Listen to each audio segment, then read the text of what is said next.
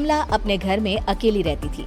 उसके पति की सारी जायदाद उसके नाम हो गई थी, पर सभी गांव वाले उस औरत को मनहूस औरत समझा करते थे और सभी उससे नफरत किया करते थे। एक बार कमला राशन की दुकान पर खाने का सामान खरीदने जाती है।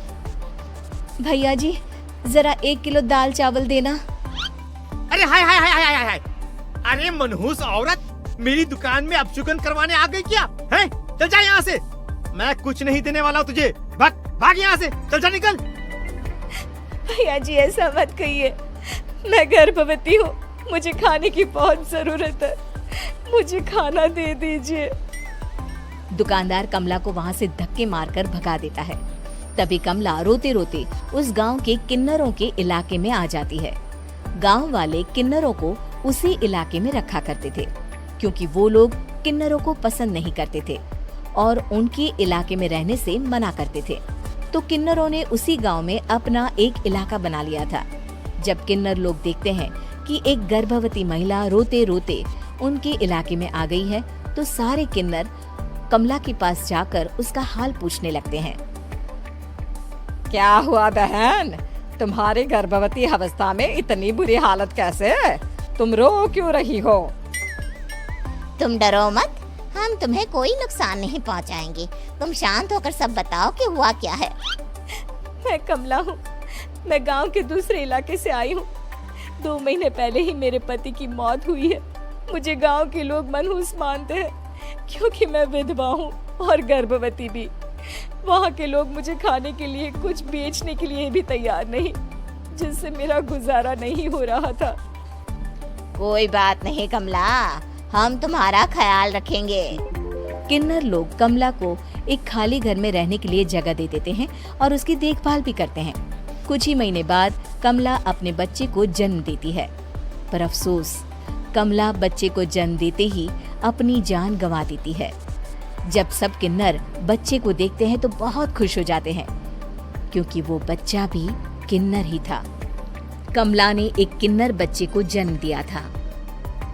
अब इस बच्चे की देखभाल कौन करेगा? हम तो इस बच्चे को गांव के दूसरे इलाके में भी नहीं भेज सकते। और तो क्या हुआ, इस बच्चे की माँ नहीं रही तो हम इसे पालेंगे। अब ये हमारे इलाके में रहेगा, हमारे साथ रहेगा। फिर वो किन्नर उस किन्नर बच्चे को गोद ले लेते हैं, उसका नामकरण कराते हैं। उस किन्नर बच्चे का नाम शक्ति रखा जाता है। देखते ही देखते शक्ति बड़ी होने लगती है। उसके रंग रूप बहुत सुंदर थे। वो बहुत सुंदर किन्नर दिखती है। एक दिन शक्ति एक किन्नर से पूछती है, माँ जी सुनिए ना, ये गांव के दूसरे इलाके में भी तो लोग रहते हैं, तो हम वहाँ क्यों नहीं जाते? हम उनसे अलग क्यों रहते हैं? शक्ति, क्योंकि वो लोग हमारे जैसे नहीं, वो लोग हमें पसंद नहीं करते, इसीलिए हम उनसे अलग रहते हैं। क्यों? वो हमें क्यों पसंद नहीं करते? मुझे एक बार उस इलाके में जाना है, मैं एक बार वहाँ जाकर घूम कर आऊँ।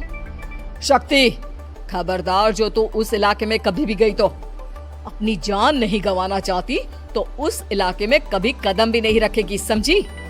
इतना कहकर वो किन्नर वहाँ से चली जाती है। शक्ति उस किन्नर की बात सुनकर बहुत रोती है। माँ जी, ऐसा कैसे कह सकती है? उन्होंने इतनी सी बात के लिए मुझे इतना डांटा। अब तो मैं उस इलाके में जरूर जाऊंगी। फिर एक दिन शक्ति गांव के दूसरे इलाके में चुपके से जाती है। ये लोग तो हमारे जैसे ही इंसान हैं, तो ये हमसे नफरत क्यों करते हैं? जब शक्ति उस इलाके में पहुंचती है तो गांव के सारे आदमी उसके रूप से मोहित हो जाते हैं।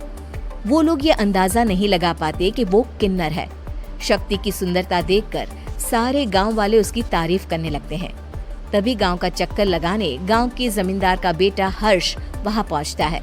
हर्ष भी दिखने में बहुत सुंदर होता है। जब हर्ष ने शक्ति को देखा तो वो भी उससे मोहित हो गया, और जब शक्ति की नजर हर्ष पर पड़ी तो वो हर्ष को देखकर मोहित हो गई। आपको पहले कभी इस गांव में देखा नहीं। इस गांव में आप नए हैं क्या? जी नहीं, वो मैं बस। तभी शक्ति बोलते बोलते रुक जाती है और मन में सोचने लगती है, अगर मैंने इनको बता दिया कि मैं दूसरे इलाके से आई हूँ तो वो समझ जाएंगे कि मैं किन्नर हूँ, इसलिए मुझे इनसे झूठ ही बोलना पड़ेगा। शक्ति हर्ष को कहती है, जी हाँ, मैं इस गांव में नई आई हूँ, यहाँ अकेली रहती हूँ। वैसे आप कौन है? आप भी इसी गांव में रहते हैं? जी हाँ, मैं इस गांव के जमींदार का बेटा हूँ।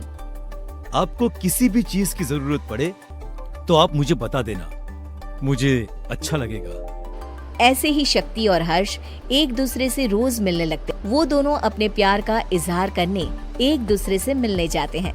तभी शक्ति का पीछा करते करते एक किन्नर वहाँ आ जाती है। शक्ति, मैं तुमसे बहुत प्यार करता हूँ। मैं तुमसे शादी करना चाहता हूँ। क्या तुम मुझसे शादी करोगी? हाँ हर्ष, मैं तुमसे शादी करूंगी, पर मैं तुमको अपने बारे में एक सच्चाई बताना चाहती हूँ जो मैंने तुमसे छुपा कर रखी है। तभी उनके बीच में ही वो किन्नर आ जाती है। शक्ति, तेरी हिम्मत कैसे हुई ऐसा करने की?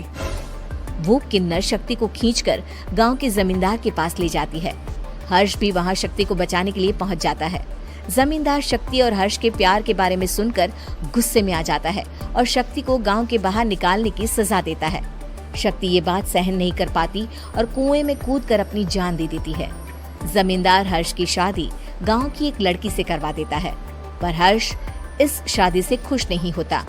शक्ति अपना बदला लेने के लिए मरने के बाद किन्नर चुड़ैल बन जाती है। अब मैं इन गांव वालों को नहीं छोड़ूंगी, अब इनसे मैं अपने प्यार का बदला लूंगी। किन्नर चुड़ैल गांव वालों को परेशान करना शुरू कर देती है। एक बार वो रात को गांव के खेतों में पहुंच जाती है और वहां आग लगा देती है। सारी फसल जल के राख हो जाती है। जब एक आदमी रात को उठकर देखता है कि खेत में आग लग गई है तो वो वहां पहुंच जाता है। वो देखता है कि खेतों के बीचों बीच एक किन्नर चुड़ैल खड़ी है और वहां खड़े होकर ताली बजा रही है। गांव वाला किन्नर चुड़ैल को देखकर बेहोश हो जाता है। जब सुबह उस आदमी को होश आता है तो वो सीधा जमींदार के पास जाता है। अरे जमींदार साहब, अरे वो किन्नर चुड़ैल ने मेरी सारी फसल जला दी। अब मैं क्या करूंगा? क्या होगा मेरा? जमींदार चुड़ैल किन्नर का नाम सुनते ही सब कुछ समझ जाता है। अब वो बहुत डर जाता है।